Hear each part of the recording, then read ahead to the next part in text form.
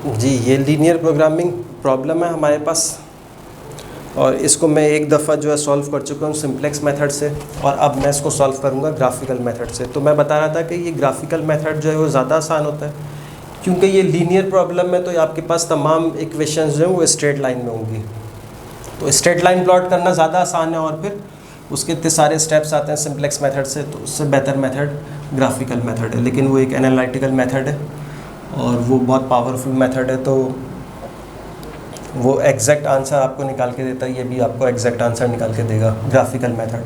तो अब आपको क्या करना है, इसको, इस फंक्शन को, वही पहली वाली प्रॉब्लम यूज़ कर रहा हूँ मैं, इस फंक्शन को आपने क्या करना है, इसका मैक्सिमम ऑप्टिमम सॉल्यूशन जो आपने फाइंड आउट करना है। ये कॉन्स्टेंट है आपके पास, इनको क्या करें हम इक्वल्स टू में सबसे पहले चेंज कर लेते हैं। अब इसमें स्लैग वेरिएबल लगाने की ज़रूरत नहीं है, वो जो हम स्लैग वेरिएबल लगा रहे थे, तो मैं यहीं पे ही कर लेता हूँ कि फिर यहाँ पे ग्राफ आ जाएगा, काफ़ी सारी जगह कम है। अब ये मैं ग्राफ जो है सिर्फ पॉजिटिव एक्सेस पे बना रहा हूँ, क्योंकि यहाँ पे आपके पास कंडीशन गिवन होती है कि आपके पास x1 x2 ग्रेटर देन 0 है। तो इसको मैं x1 ले लेता हूँ और इसको जो है मैं x2 ले लेता हूँ, और यहीं पे इनको इक्वल्स टू में चेंज कर लेता हूँ। और मुझे ये याद रखना है कि ये सारे लेस देन है, तो अभी मैं ग्राफ बनाने के लिए इक्वल्स टू में इनको चेंज कर लेता हूँ, बाद में दोबारा इसको लेस देन में कर लूँगा। इन सबको मैंने इक्वल्स टू में चेंज कर लिया। अब स्ट्रेट लाइन आपको पता है किस तरह से प्लॉट होती है कि आप 2 पॉइंट आप उसमें पुट करते हैं स्ट्रेट लाइन में, कोई से भी 2 पॉइंट आप पुट करें और फिर उसको ज्वाइन कर दें, तो वो स्ट्रेट लाइन जो है वो प्लॉट हो जाएगी। तो इतनी आसानी से आप स्ट्रेट लाइन प्लॉट कर लेते हैं, उसका कोई मसला ही नहीं है 2 पॉइंट निकालना। अब पहले मैं ये देख लूँ एक्सेस कितना एक्सटेंड होगा, ये वाला और ये वाला एक्सेस कितना एक्सटेंड होगा, तो इसका मैं हिसाब किताब लगा लूँ। उसके बाद यहाँ पे मार्किंग करके फिर मैं ये लगा लूँगा। तो यहाँ पे मैं अगर 0 पुट करता हूँ,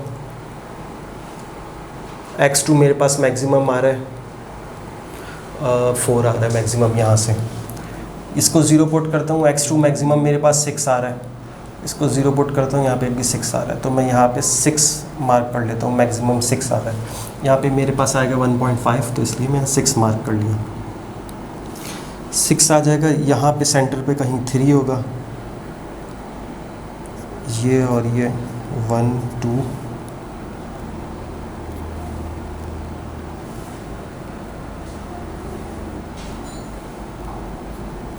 5, ये अंदाजे से मैंने लगा दिया।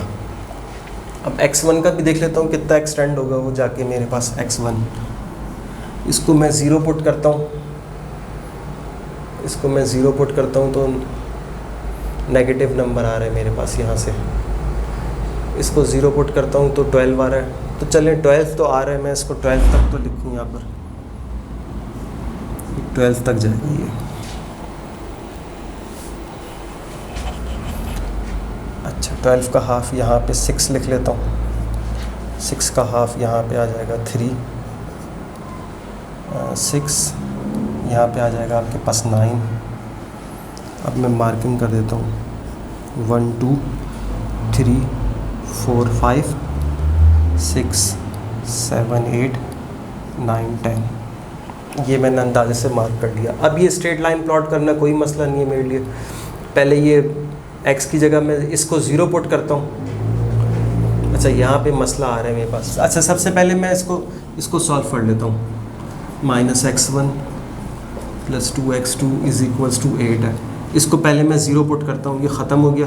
x2 का आंसर क्या आ रहा है मेरे पास, 4 आ जाएगा अगर 0 पुट करता हूँ। तो x1 मैंने क्या पुट करा था, 0 और 4, तो एक पॉइंट तो मेरे पास ये आ गया 0,4, ये आ गया मेरे पास। x1 की वैल्यू 0, तो एक पॉइंट तो ये आ गया। अब इसी इक्वेशन का दूसरा पॉइंट फाइंड आउट करना है, लेकिन ये जो है नेगेटिव पे जा रहा है, तो अब मुझे ये 0 वाला तो मैं पुट करना छोड़ देता हूँ, 0 के बजाय कुछ और पुट करता हूँ मैं यहाँ पर। x1 मुझे फाइंड आउट करना है, x1 फाइंड आउट करना है, तो इसको मैंने क्या पुट करना है, 4 से ग्रेटर 5 पुट करता हूँ मैं।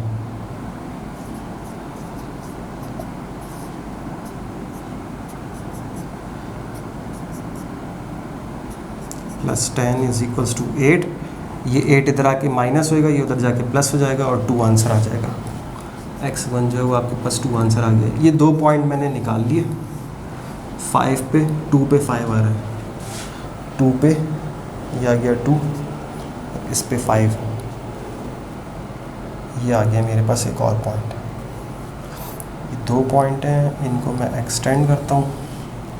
ये एक लाइन मेरे पास ड्रॉ हो गई। इस लाइन की इक्वेशन क्या है, -x1 + 2x2, ये लेस देन 8 है ये। अब ये लेस देन इस दफ़ा मैंने लिखा है ताकि मैं इसकी मार्किंग करूँ। अब ये सबसे आखिर में मैं इसकी मार्किंग कर लूँगा कि ये किस तरह से ये। बाकी 2 इक्वेशन तो प्लॉट करना आसान है, वो x इंटरसेप्ट y इंटरसेप्ट हो जाएंगी। x1 की वैल्यू 0 पुट करता हूँ तो x2 की वैल्यू मेरे पास क्या आएगी, x1 की वैल्यू 0 पुट करी तो x2 की वैल्यू क्या आएगी 6। एक ये पॉइंट आ गया। x2 0 पुट करा तो x1 क्या आएगा मेरे पास 12। तो ये 2 पॉइंट आ रहे हैं, 0,6 एक ये पॉइंट आ गया, और 12,0 एक ये पॉइंट आ गया। ठीक है,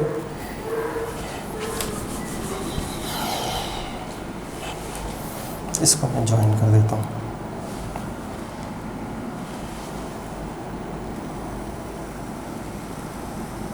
अब ये मेरे पास हो गई ज्वाइन। अभी थोड़ी सी टेढ़ी हुई है ज्वाइन, स्केल तो है नहीं मेरे पास। अच्छा, ये भी इक्वेशन मेरे पास प्लॉट हो गई। इक्वेशन है आपके पास x1 + 2x2 < 12। इसकी भी मार्किंग मैं कर लेता हूँ। अब ये प्लॉट कर लेता हूँ। x2 को मैं 0 पुट करूँगा तो x1 क्या आ रहा है मेरे पास 3 आ रहा है। तो एक पॉइंट तो ये आ गया मेरे पास। अच्छा, अब इसी तरह x1 को मैं 0 पुट करने की कोशिश करूँ तो ये तो नेगेटिव आ रहा है मेरे पास। इसको मैं फिर सॉल्व कर लेता हूँ। = 3, इसको कर ले जाता हूँ।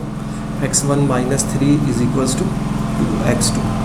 अब इसको मैं 4 पुट करूँगा तो ये पॉजिटिव आएगा, फिर वो पॉइंट्स में नंबर आ जाएगा। 5 पुट कर लेता हूँ। 5 - 3 = 2x2, और x2 क्या आ गया फिर आपके पास 1 आ गया।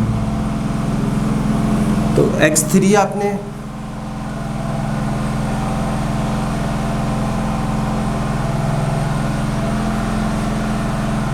x1 जो है आपने 5 पुट करा, ये आ गया 5, 4 5, ये 5 पुट करा था आपने तो ये 1 आ रहा है, यहाँ कहीं आ रहा है ये आपके पास। तो ये पॉइंट आ गया।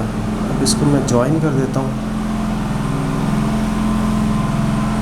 ठीक है, ये मेरे पास। अब इसकी मैं मार्किंग करता हूँ। ये वाली जो लाइन है मेरे पास, ये लेस देन वाली, इसको लेस देन मैं कर लेता हूँ, और फिर इनकी डायरेक्शंस आपको बता दूंगा कि क्या डायरेक्शंस बन रही हैं। तो ये आपके पास x1 - 2x2 लेस देन है ये। ठीक है, अब डायरेक्शन पता करने का बहुत आसान तरीका ये है कि आप जो है इस लाइन के इधर डायरेक्शन आएगी या इस लाइन के इधर आएगी। 2 तरीके हैं, या तो ये आपके पास यहाँ पर डायरेक्शन नीचे की तरफ होगी या फिर ऊपर की तरफ होगी। अब आपने क्या करना है कि कोई भी एक पॉइंट आप पिक करें और चेक कर लें। तो इस लाइन को अगर मैं यहाँ पे इमेजिनरी एक्सटेंड करता हूँ तो इसके नीचे वाला मैं पॉइंट पिक करता हूँ और चेक करता हूँ कि वो सेटिस्फाई करता है इसकी इक्वेशन को या नहीं करता। तो इसके नीचे सबसे आसान पॉइंट क्या है मेरे पास 0,0। तो इधर मैं 0,0 पुट करूँगा, x1 की जगह भी 0 पुट करूँगा, इसकी जगह भी 0 पुट करूँगा। तो 0 < 8 आ गया। तो इसका मतलब है इसकी डायरेक्शन ये सही है, नीचे वाली ही है इसकी डायरेक्शन।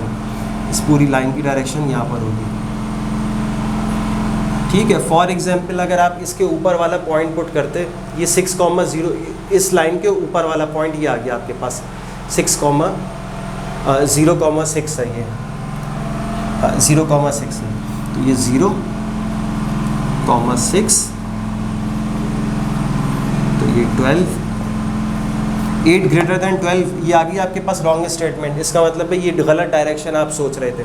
तो इस तरह करके आपने जो है ना एक पॉइंट लेके आपने डायरेक्शन मार्क कर देनी है।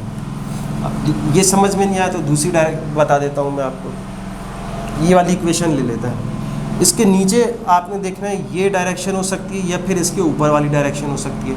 अगर ये इसके नीचे वाली डायरेक्शन है तो आप यहाँ देखेंगे 0,0 सबसे आसान पॉइंट है। 0,0 पुट कर रहा हूँ मैं, तो यहाँ पे आ जाएगा आपके पास 0 और लेस देन 12, तो ये सेटिस्फाई हो गया। तो इसका मतलब है ये सही डायरेक्शन में ये देख रहा हूँ, इसकी डायरेक्शन ये होगी, ये वाली डायरेक्शन नहीं है। अब ये एक लास्ट वाली ये रहती है, या तो ये डायरेक्शन है इसकी या फिर ये डायरेक्शन है।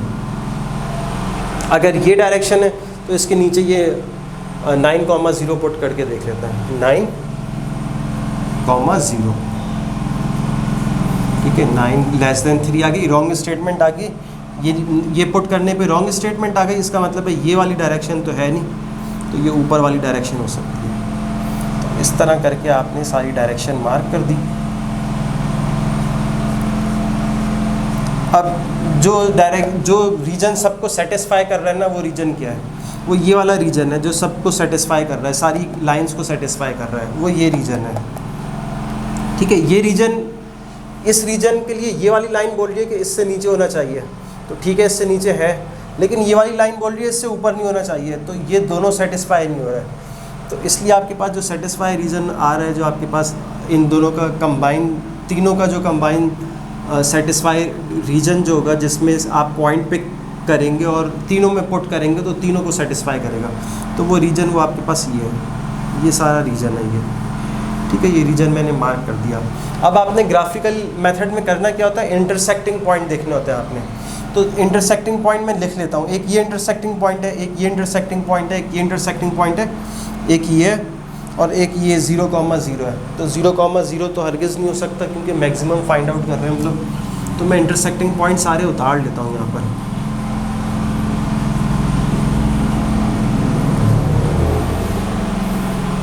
अच्छा, एक तो ये आ गया आपके पास इंटरसेक्टिंग पॉइंट 0,4, एक ये आ गया, ये इंटरसेक्टिंग पॉइंट है। अब ये आपने क्या करना है, ये फाइंड आउट करना पड़ेगा आपको। तो ये पहली दो इक्वेशन जो थी ना, इन दोनों का इंटरसेक्टिंग पॉइंट आपने फाइंड आउट करना है। इन दोनों को आप साइमल्टेनियसली सॉल्व करेगा, कैलकुलेटर से कर लें या फिर आपने जिस तरह भी सॉल्व करना है, ये आसानी से सॉल्व हो जाएंगे। इन दोनों को ऐड करा तो ये 4 आ जाएगा यहाँ पे, ये यहाँ पे 20 आ जाएगा और ये 5 आ जाएगा यहाँ पर। तो ये आंसर आ रहा है आपके पास 2,5।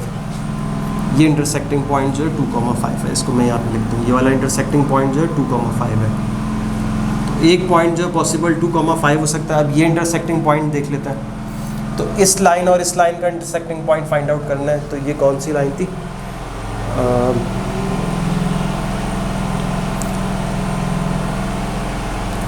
ये दूसरी और तीसरी वाली लाइन है। इसका और इसका इंटरसेक्टिंग पॉइंट फाइंड आउट करेंगे तो आपके पास आंसर आएगा, ये आंसर आएगा 7.5 और 2.25। इसको साइमल्टेनियसली सॉल्व करेंगे तो ये आंसर आ जाएगा। फिर ये आपके पास इंटरसेक्टिंग पॉइंट है, ये इंटरसेक्टिंग पॉइंट है 3,0।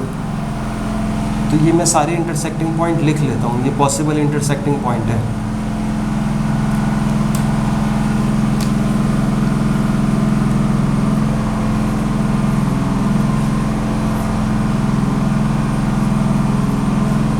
सही है। अब यहाँ पे z क्या आ रहा है आपके पास, ये जब आप वैल्यूज पुट करते हैं तो सबसे मैक्सिमम z की वैल्यू किस पे आएगी आपके पास। तो अब z फंक्शन जो था आप उसमें ये जब पुट करेंगे तो z फंक्शन में जब मैं यहाँ पे पुट कर रहा हूँ, यहाँ पे मैं पुट कर रहा हूँ 0 x1 की जगह और यहाँ पे 4 पुट कर रहा हूँ, 4 2 = 8, तो यहाँ पे 8 आ रहा है। अब उसके बाद यहाँ पे 2 पुट कर रहा हूँ और यहाँ पे 5 पुट कर रहा हूँ, 5 2 = 10, 11 12, ये 12 आ गया। अब इसको सॉल्व करना थोड़ा मसला है, इसको सॉल्व करके मैं पुट कर देता हूँ 7.5 प्लस 2 मल्टीप्लाई बाय 2.25।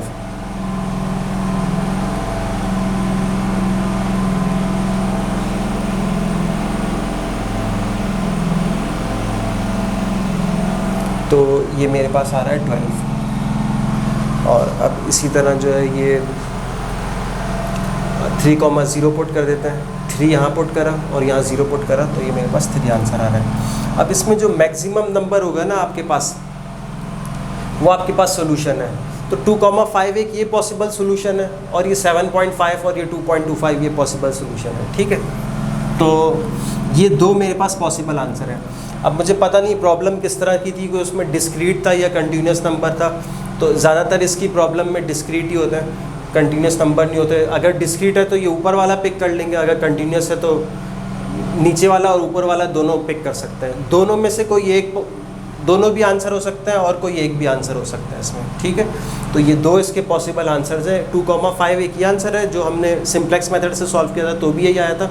और एक ये पॉसिबल नया आंसर जो ग्राफिकली हमें देख के पता चल गया है कि ये भी पॉसिबल आंसर हो सकता है, तो ये हमारे पास पॉसिबल आंसर आ गया। अब प्रॉब्लम को देख के पता चलेगा कि ये हम पुट कर सकते हैं या नहीं पुट कर सकते, ठीक है।